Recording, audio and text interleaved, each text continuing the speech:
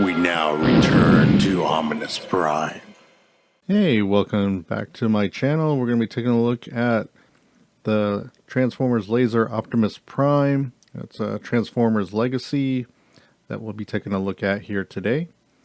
And here is the side of the box and the back of the box. We're going to get him transformed in 30 steps. And we're going to go from bot, base, and alt mode. Not in that order, but we'll get there. And there's the tech specs if you need it. And look at that artwork. Looking good. Alright, we've got instructions that come with this. And out of the box, let's look at the accessories. We got a sword. It's actually very well sculpted here. No paint on it. And of course it's the transparent plastic. But we also have here, which I will call his axe, or a really big fan. You can fold the handle in. And that's used for storage here. On alt mode, you would place it right here. Just plug that in. Right there. And, of course, with that being there, we run into a little problem here of not being able to get this connected all that well.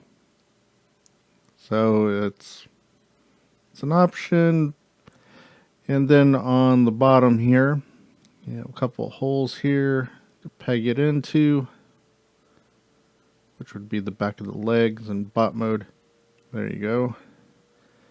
I got this just out of the box, so it's not completely transformed properly, but it looks like there's a problem with clearance here. Yeah, I know it's mistransformed. Alright, so we're going to start with the trailer. Flip this up. Split it apart here. Just some pegs. Fold down the ramp. Collapse this here. And we're going to extend this arm. It's really tight here. I'm not comfortable with moving that quite much there. I'll come back to that. And we can fold this up here, complete the cannon. And it's really tight joint there, right? Alright, it swivels on its base. And you have storage here. Pegs right in. This actually works also when you have it in alt mode. If you want to leave the weapons in here, you can. And this is where the fan / axe will peg in there. Alright, let me fold that back down. Alright, there you have base mode. Yay! Alright, base mode. Now let's focus on getting this from alt mode into bot mode. Fold these in. Fold those out. That's heels, and let's get the toes out. Alright, you extend the arms out here. Unpeg this. Alright. Open the front of the cab. Just to get that out of the way, and fold the legs down and unpeg to separate. Flip the cab up. This will give us clearance here in a moment, and let's go ahead and open this up. This will allow the arms to roll out, but first we have to get the chest out and get this faux front of the cab out, and now we can unroll the arms here, get the fist out like that, and same on the other side here. It's a tight fit there. Roll that around and fold the fist out. There. Alright, and position these for the shoulders. We can flip the head down now. That was tucked inside the cab. And rotate the hips around 360 or 180. And then we can fold up the side skirts here that were pegged in. They'll peg in now into the back here. And just fold that forward. And now we can bring the chest down. And also plug the arms in. There. Alright, now these didn't come out like they're supposed to be in alt mode, but you fold them down. And the cab, you'll fold that back up here. And this will get it done. Alright, bot mode. Alright, let's go ahead and do the sculpt here. A lot of great paint actually done on this. The eyes, though, are a bit dead, and this is a really tight joint. Over time, this will loosen up. It looks like they were trying to do some kind of light piping, but they didn't actually make a place for the light to go through, so his eyes look a little dead. But shoulders, get up to here, even with that moved out of the way. Raise this up here. You'll actually need to rotate here on this joint if you wish to get the shoulders to actually go up, because it's not going to go this way.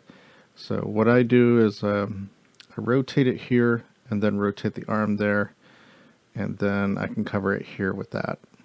So I can get a larger range of motion that way, kind of cheat it.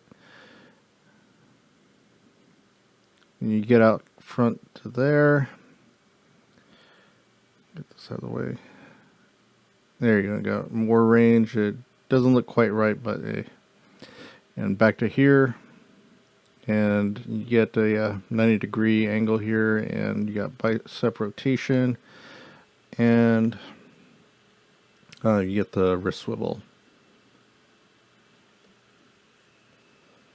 Collapse that back down. Full 360 at the waist. Legs go out to here. It's actually a pretty tight joint. It's not going to come down easy.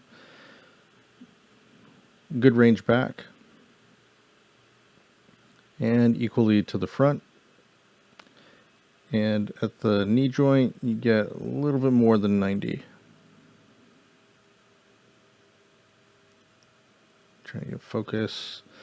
Alright, so you get the ankle rocker. And due to transformation, you get the toe joint down, and you have the same with the heel spur in case you need it. Alright, here you see he holds his fan axe pretty well and sword. And here we have missiles inside the shoulder pods here. They're not just for show. Well, they are. They don't launch or anything. And you can connect this here to make a jumbo fan sword. Yeah, check that out. I don't know, it looks like the handle is shooting out a sword. And then you can chop, chop, chop, chop, chop, chop, chop, chop, chop. And you can see he's got a matrix inside. This flips up.